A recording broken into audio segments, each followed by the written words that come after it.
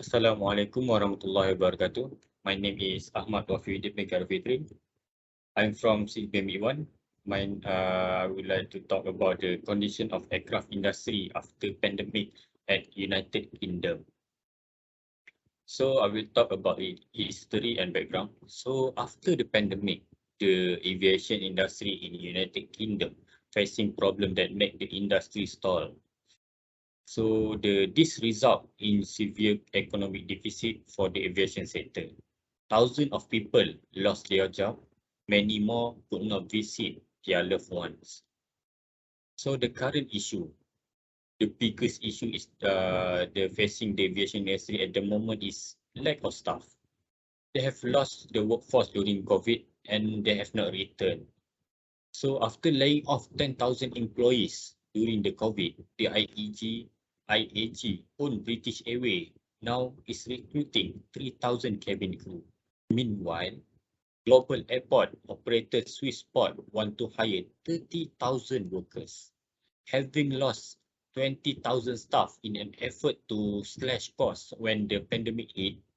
While this shortfall remains, however, many companies are struggling to cope. In May, the UK Union warned of the chronic staff shortage across the aviation industry and said employers would pay the price of mass sacking during the pandemic COVID-19. They also might still have lack of job satisfaction in their new role, but they work more social hours and have better work-life balance. Aviation job location can also deter the candidates. After the COVID-19, people don't want to commute like they used to. This is because the job cannot be done remotely. Now, the limited pool of people who live in the area now can be maybe suitable for the job. For the future, we will see a greater disparity of performance among airlines. Some airlines have responded to the pandemic by restructuring for greater efficiency. Others are merely muddling through. Occasionally, this is linked to the state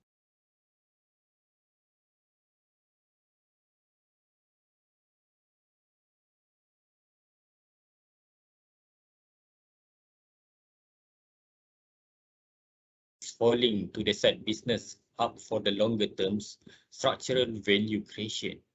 As such, we are seeing some airlines pull ahead.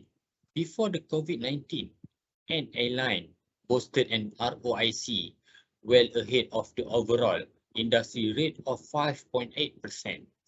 Not only did it stronger position during the pre-COVID-19, they enable it to navigate the crisis thus far without taking on government loans of the scale relative to other airlines. It also made it possible for the restructuring to emerge with an even more competitive cost base. For the economic relation, the pandemic has harshly affected the aviation industry across the globe, creating huge losses for the industry and bringing them to the verge of bankruptcy. At the moment, in the United Kingdom, the aviation industry is struggling for their survival instead of their revival. Government involvement remains the only way to make sure that the airlines are able to survive for the long terms, and the countries are already planning to extend their support to their aviation industry in order to protect the airlines.